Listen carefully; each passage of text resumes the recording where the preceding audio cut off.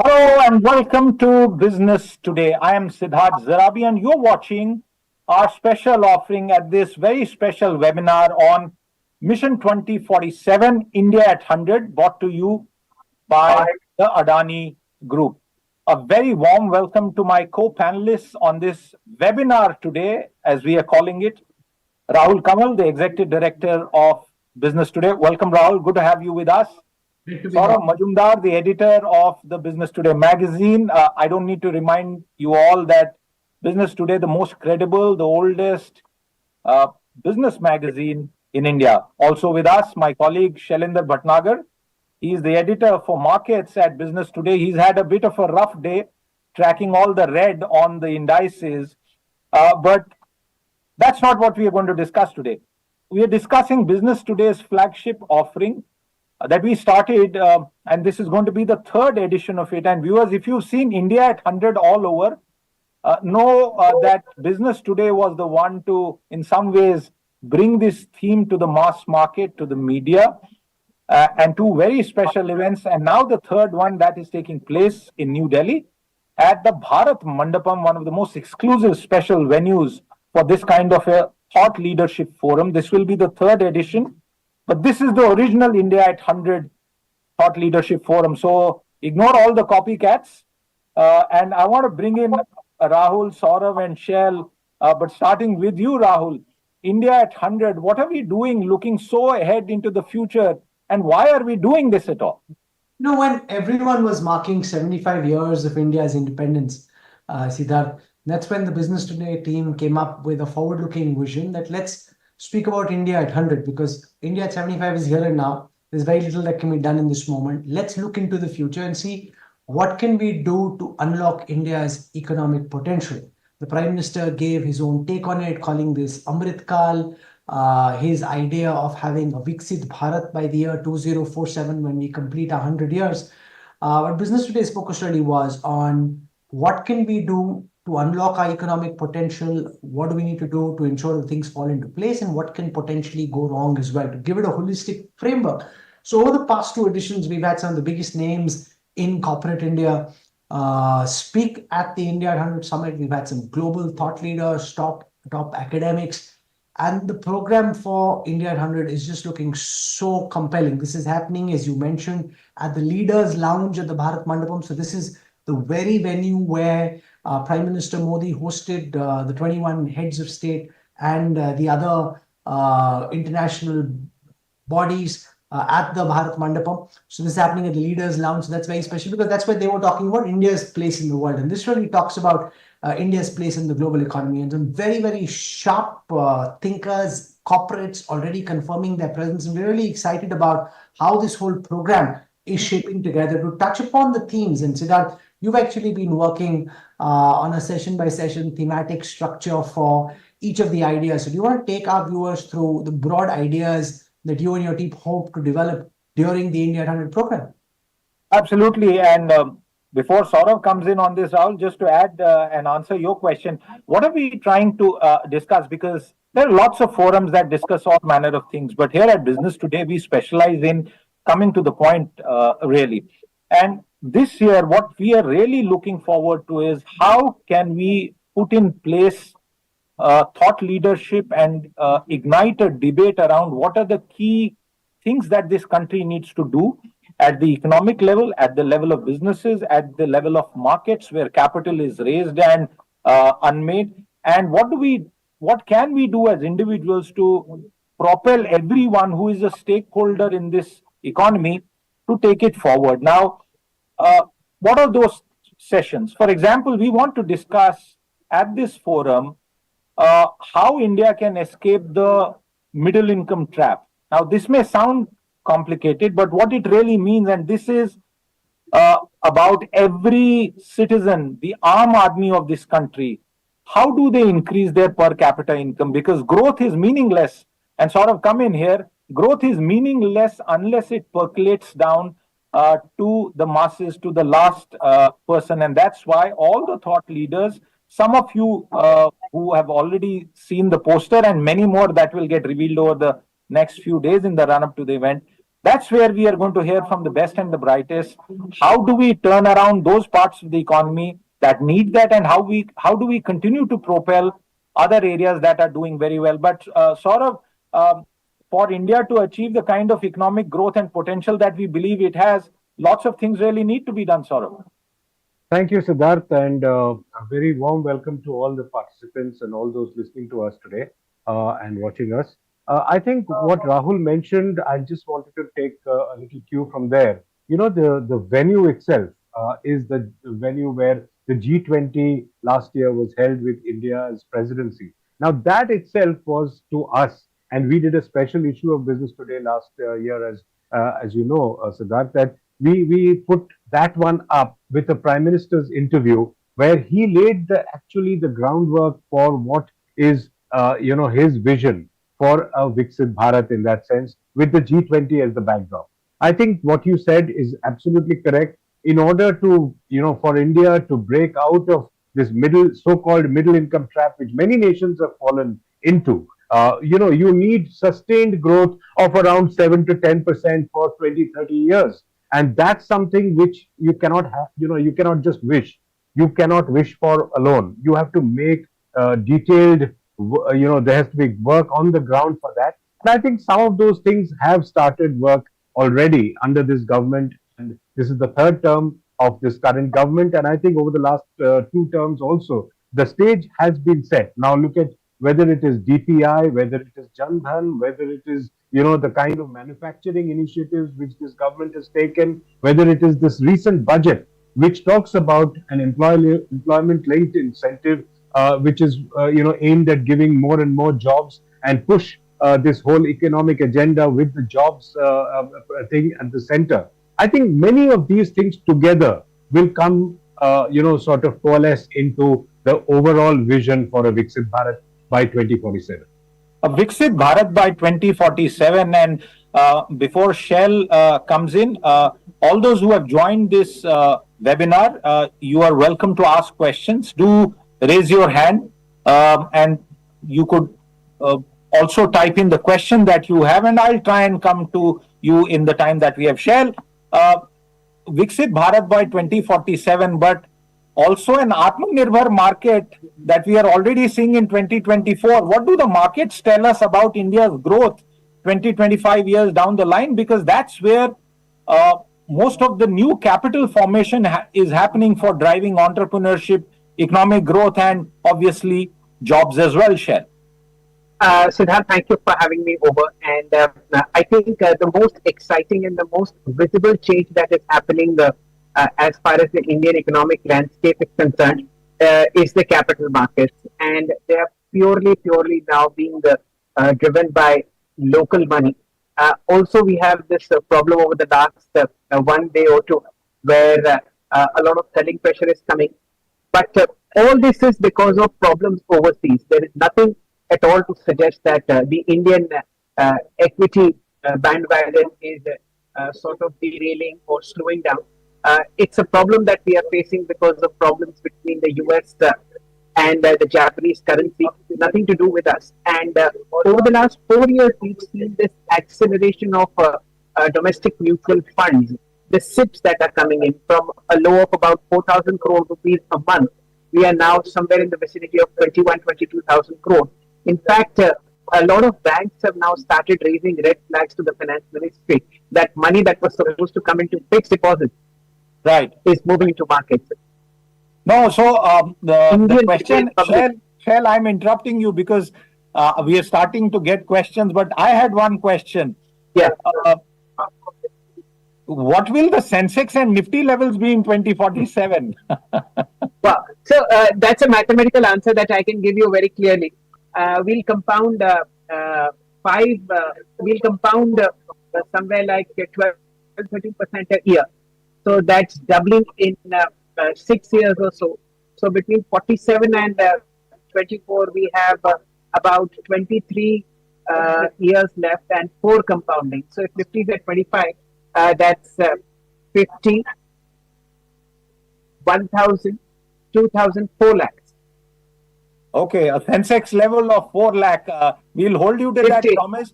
Rahul, Saurav, lots of questions coming in. I just want to take the first one from someone who's anonymous. So sorry, we can't name you. Give us your real name and you'll get to hear your name as well. What are the dates for this seminar? It's actually a forum at the Bharat Mandapam.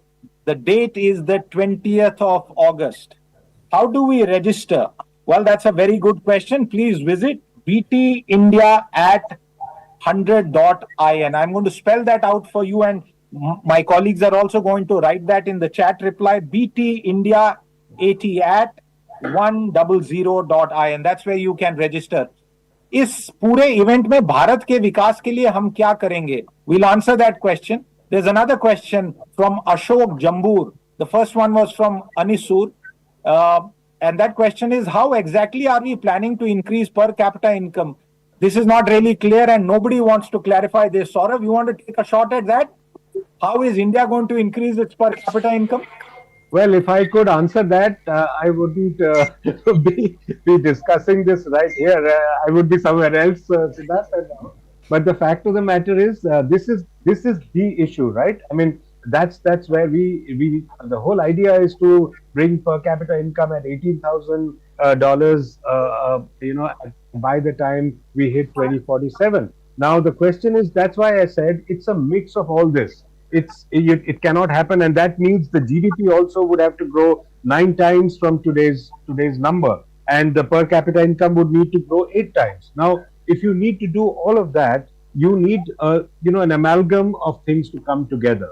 Like I said, manufacturing. Now, do not forget also that the digital public infrastructure is going to be a very, very big enabler. Personally, I'm a huge believer in the power of the digital and what the digital infrastructure India has been able to make. And I think this is where the government has actually put its might behind.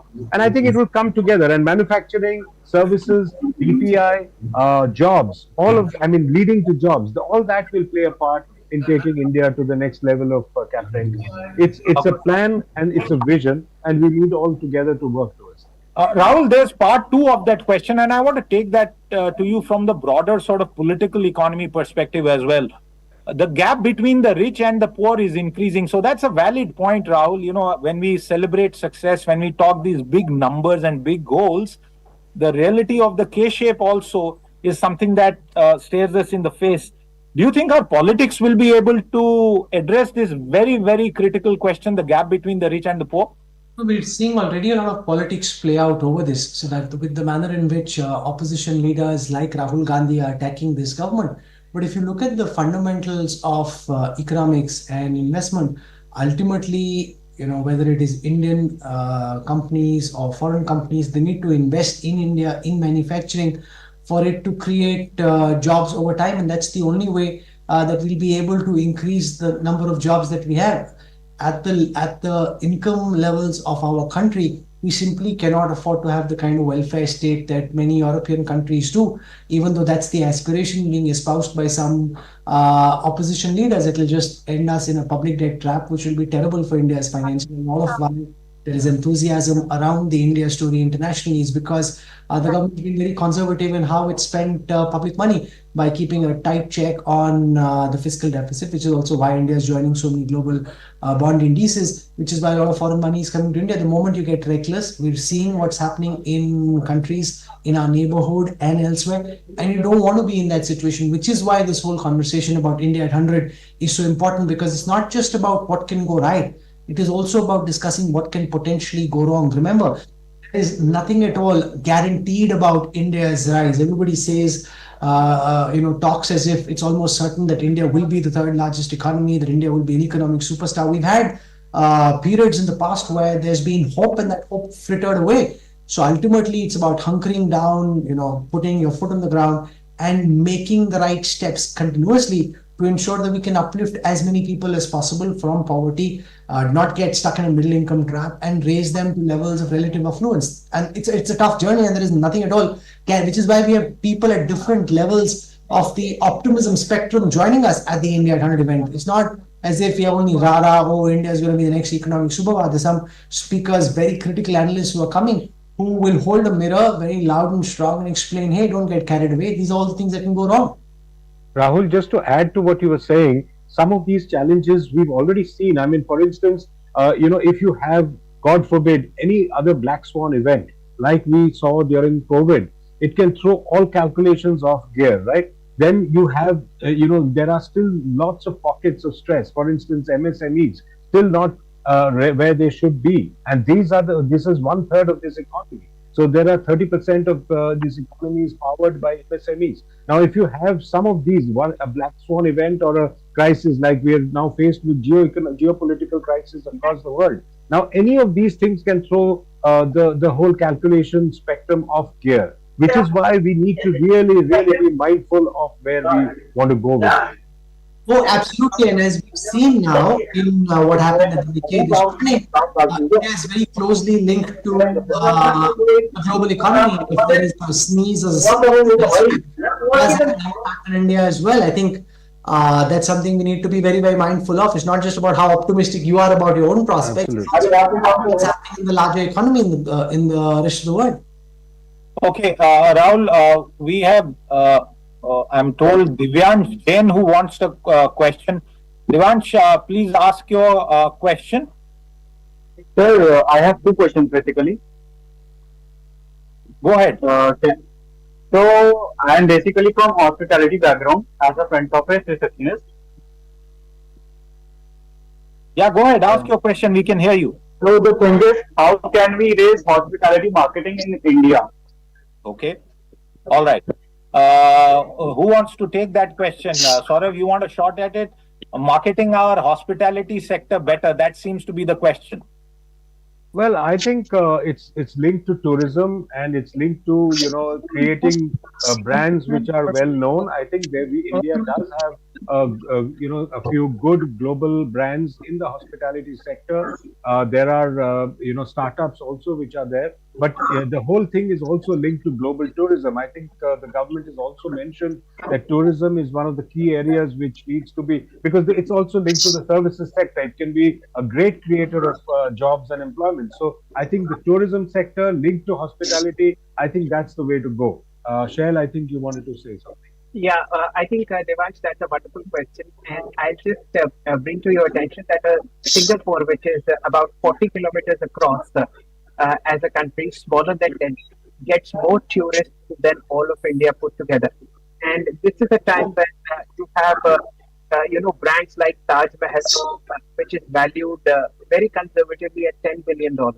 So the potential is immense. I'm sure the present government is doing all its best that it can in terms of creating good airports, creating the intra-country connectivity by good roads, expressway. So tourism as well as the tourism industry has a sunrise kind of a situation. And you see all sorts of global hotel chains coming into India over the next 3 or 4 years. The number of rooms that are going to be set up over the next decade or so will exceed the total number of rooms that we have as of now. Also, Shail, if I may add, medical tourism to add to that, because we have a very good, health infrastructure in terms of the hospitals in the private sector. The government also pushing its weight behind healthcare. So if the medical tourism part also can aid a lot of the inflow of tourists, and therefore it's linked to hospitality as well.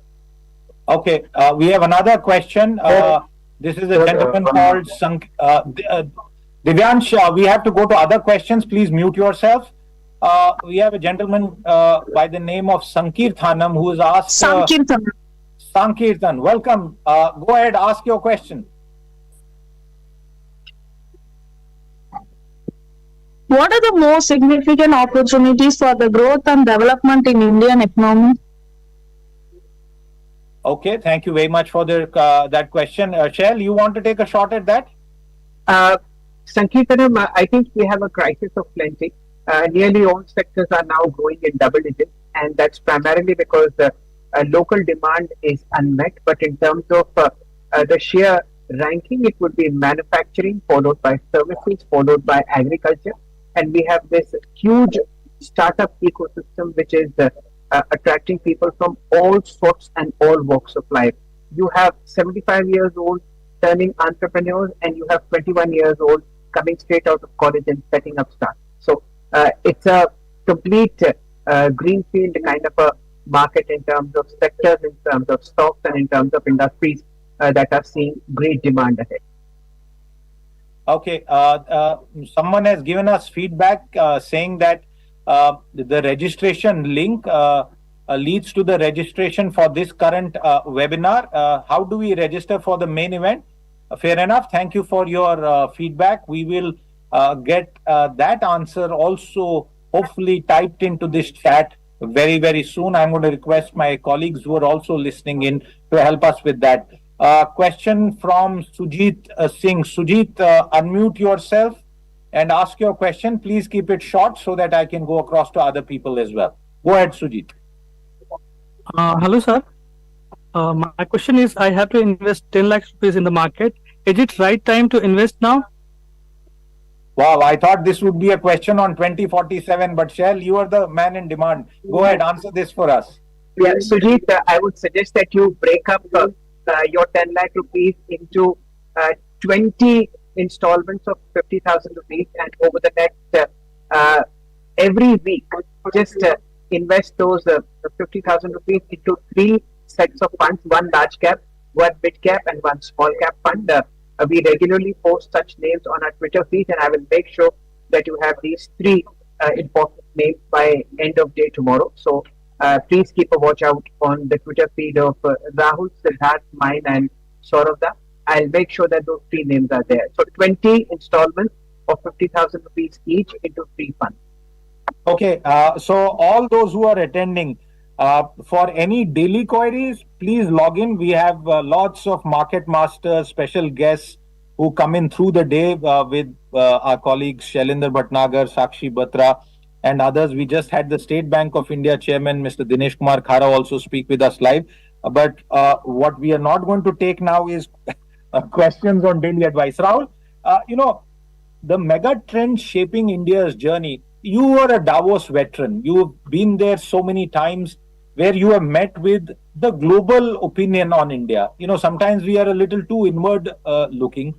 Rahul, what's the mood according to you as regards India? Because while we believe that there is an inevitability associated with it, people who are well-wishers overseas also have some suggestions and frank opinion that they want to share about our development strategy, our politics, our economic choices. What would you be able to share with our viewers? Now, on the positive side, in the decade or so that I've been going to Davos, the whole buzz around the India story has changed dramatically. India was one of the many participants in years gone by. Now it is one of the prime participants. If you walk down the Davos Boulevard, just the sheer scale of the Indian presence is phenomenal. That registers. Earlier, it used to be much tougher for Indian journalists to get hold of global corporates or global thought leaders. Now, there is a clamor in wanting to speak to the Indian market because of how huge it is. And therefore, India's stock has risen several notches internationally. But, if you talk to any big investor, they immediately start talking about factor market reforms and the fact that whether it is land, labor, agriculture, they'd like to see India, move down the reform path. And the problem is in the vexed politics that we have with a government that is sought to be put on the defensive, an opposition which is far more aggressive than it used to be. How center stage are reforms as a topic of conversation and policy in Indian politics? Take disinvestment, for example, which the finance minister didn't even talk about during her budget speech. So there is a political reality that is catching up.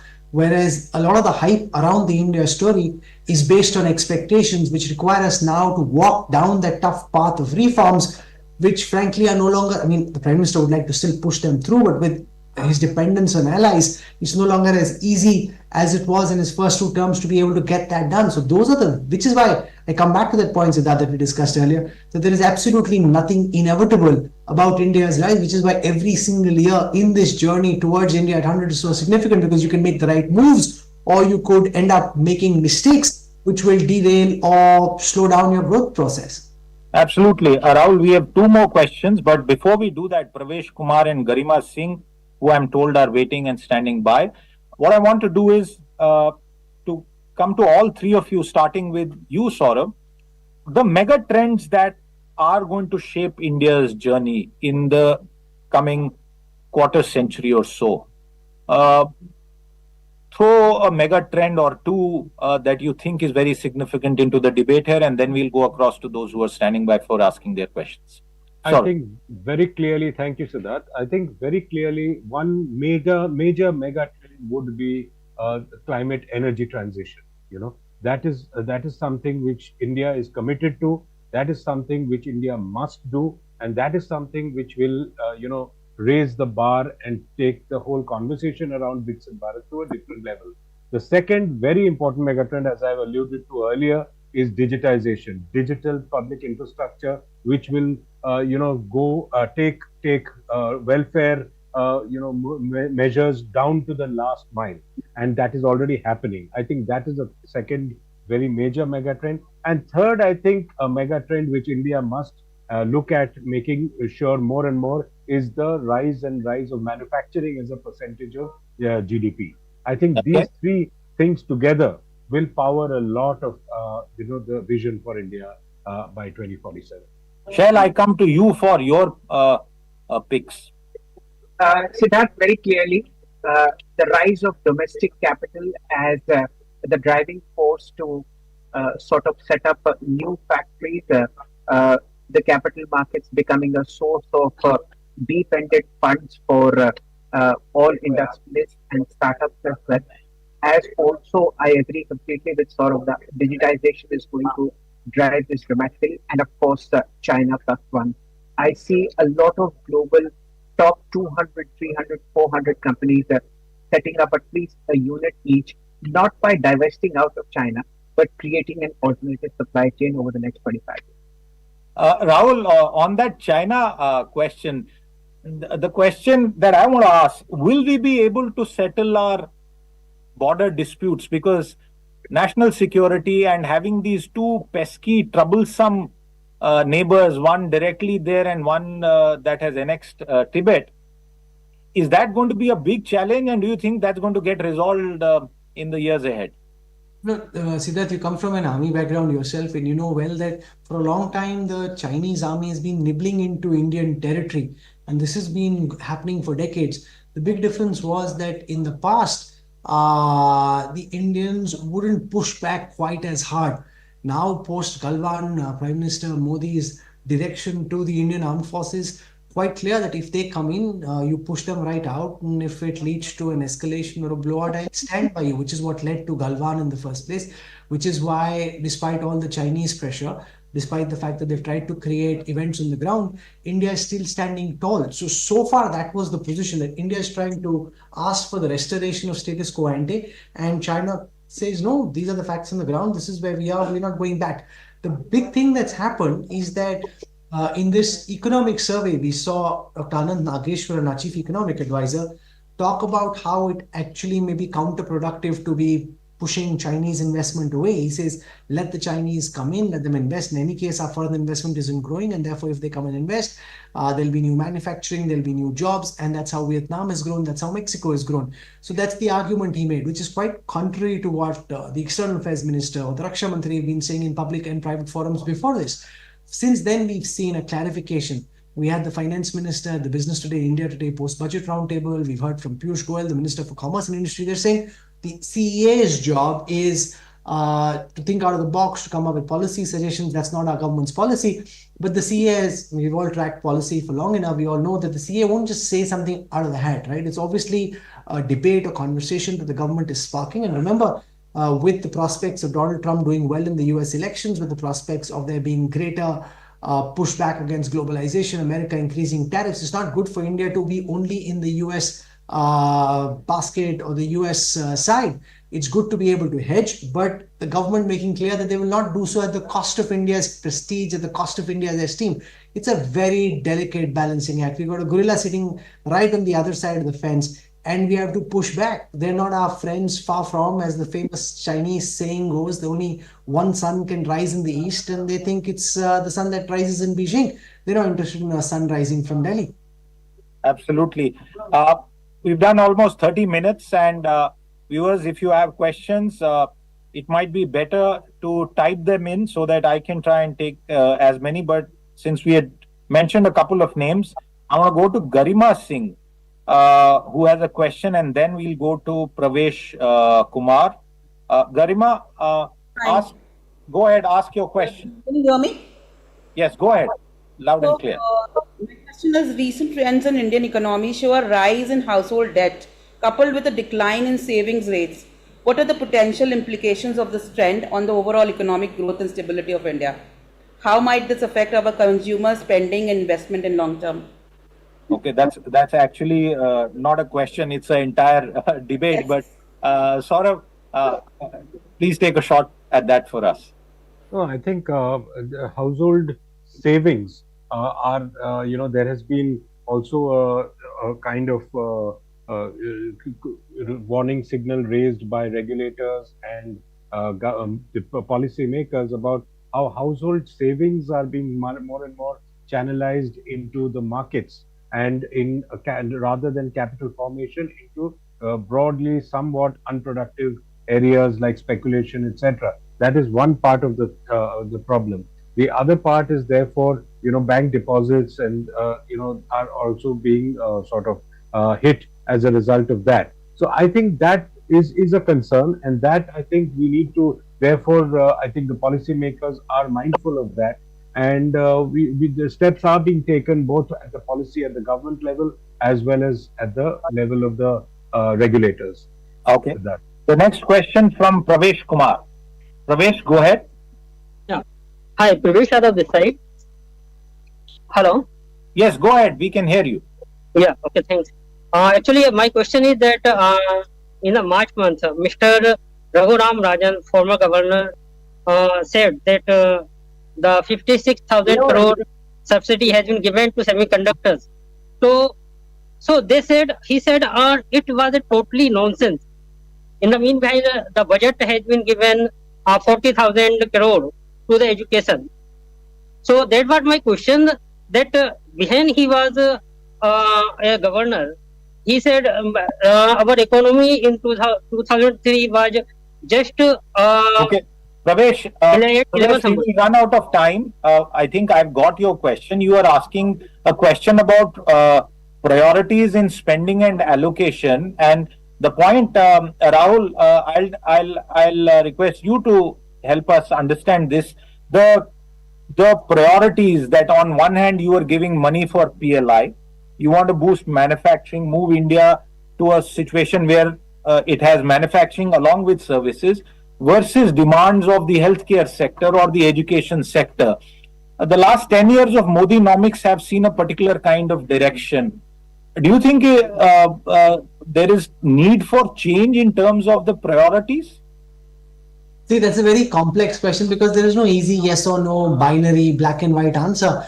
Ultimately, a government that was voted by citizens decided that they wanted to go down this route, and there is some logic to it. It's about building an ecosystem. So yes, there are PLIs and these corporates do get those production-linked incentives. But to be able to think that you can go from 0 to 100 in terms of building out an ecosystem for semiconductors in double quick time is very difficult. It is a gradual process. So maybe it started on the easier side with just assembly of kits brought in from other countries, which is what we see in a lot of factories around Noida. Now we're seeing some fabs being built. The criticism to that is that they are much bigger than high-end fabs. But ultimately, you have to start somewhere and you have to take the steps towards, giving a handout is the easiest thing. Whether it is a Kisan Nidhi, whether it is free grains, free ration, whether it is a direct bank transfer, that's one approach. Now, that's at the core of the debate around economics in our country. This government's approach is that you build it organically, you bring these companies in, build out infrastructure, create new jobs. That's how incomes will grow over a period of time. The more direct approach, and we're seeing the consequences of that. We see that in Karnataka, for example, where the government is now struggling to be able to fulfill its promises because they've simply run out of money.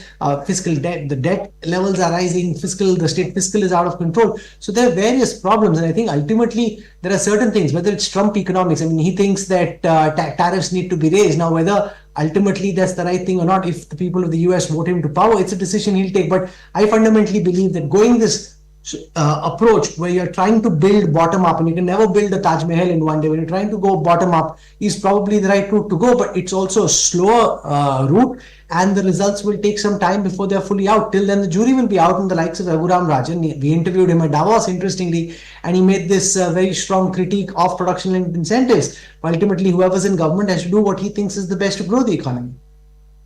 Well, I think the next question is for you. This is from Tanish Kadian. I hope I pronounced that right. Tanish says he's an Indian student in London. Yeah. Go ahead, ask your question. Can I complete? Yeah, go ahead. Hi, sir.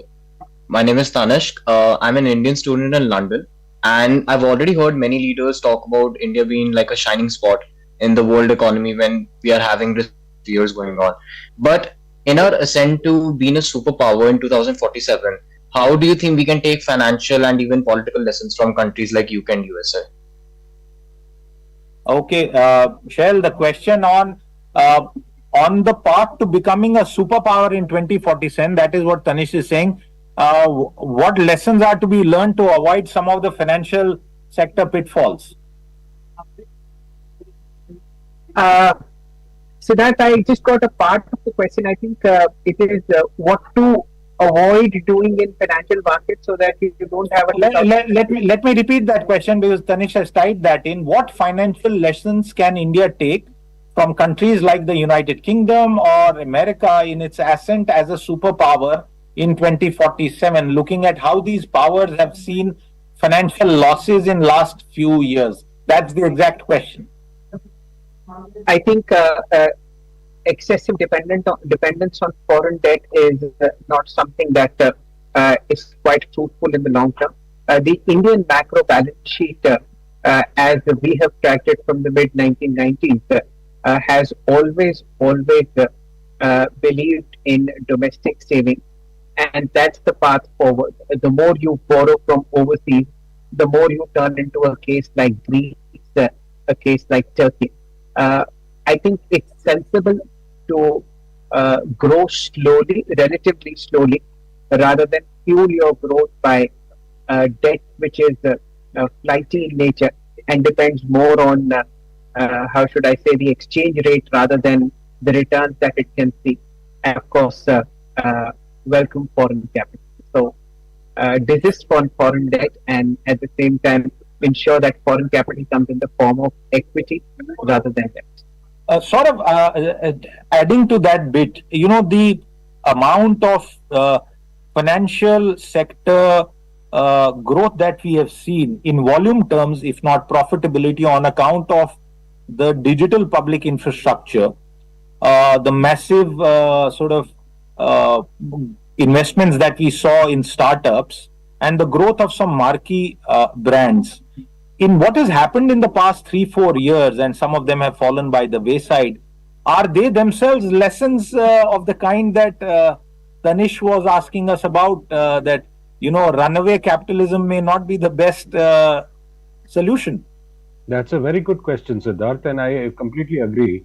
The fact of the matter is you don't really need overseas examples. The lessons are right here at home in many cases. For instance, the startups revolution you mentioned has, today as we speak, I think there is upwards of 125,000 registered DPIIT startups in this country, which makes this country the third largest startup ecosystem in the world. Now that's a reality, but the flip side of it is that some of the startups, because of governance lapses, have led to serious losses for investors, serious losses of jobs, and therefore, could even be on the verge of almost been on the verge of causing some systemic risks as well. Now that is a lesson in itself. So therefore, you need to have governance at the center of it, and I think startups have learned their lesson. Investors have learned their lesson that they are now insisting on paths to profitability before anything else. And I think some of these lessons need to be can be transported to the overall financial sector, corporate sector as a whole, to make that much more resilient. Rahul, as we wind down this conversation, I also want you to spend a minute on one of our sessions where we hope to hear from one of the foremost people, thinkers, economic thinkers of our time, former Chief Economic Advisor Arvind Subramaniam, on how India can reimagine its role in the global economic order. And Dr. Subramaniam's views have a lot to do with increased spending on healthcare, on education.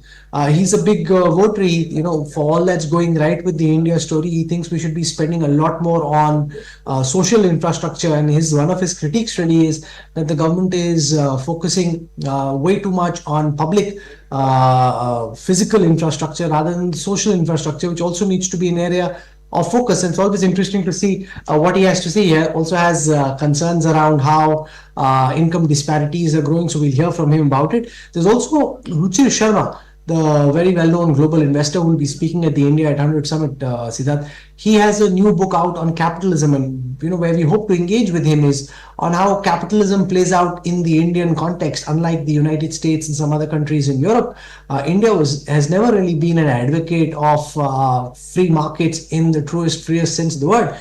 It's never really been in the Indian political DNA in post-independence India. And therefore, how does the capitalistic model play out in India? This idea that some national champions are being built out, this idea that you've got these few big companies, but the MSMEs aren't doing really well, where there is so much income disparity. How do you look at questions around capitalism? So we'll be asking him that question. And then there is Professor Krishnamurthy Subramaniam, the former chief economic advisor of this government, who's got a new book.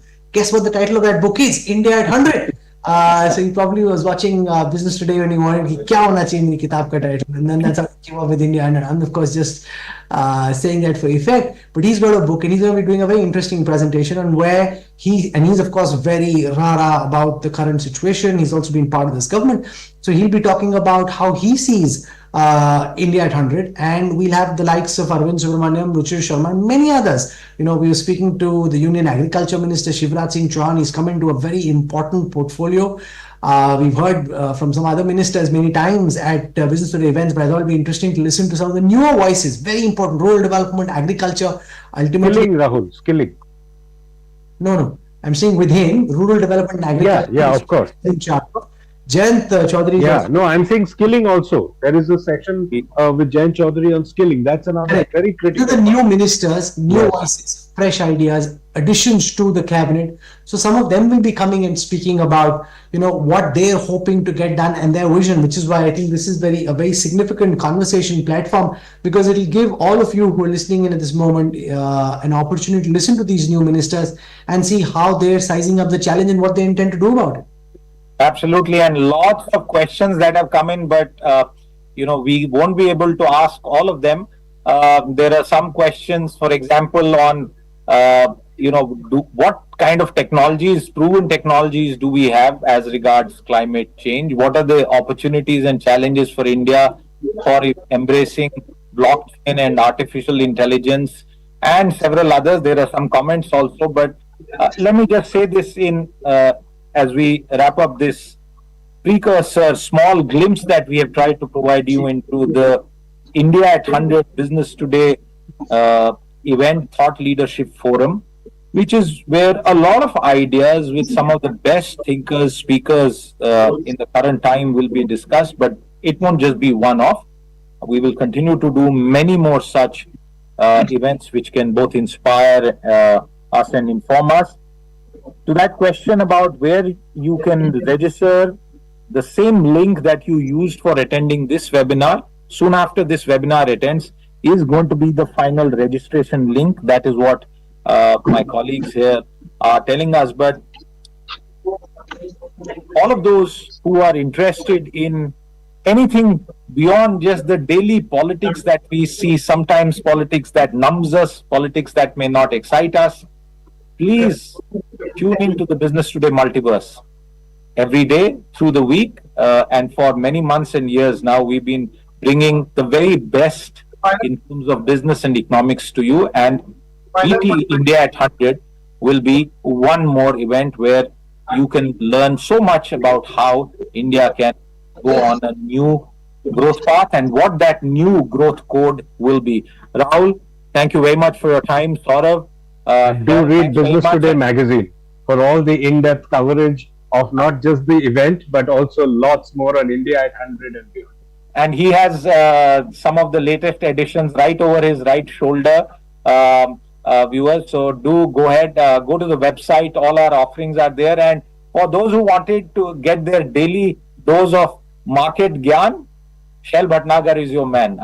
Thanks very much once again to all of you and participants for tuning in. With that, it's a wrap. We'll see you again at India at 100. It was wonderful talking with you. Goodbye, take care, and be well. Thank you, Siddharth.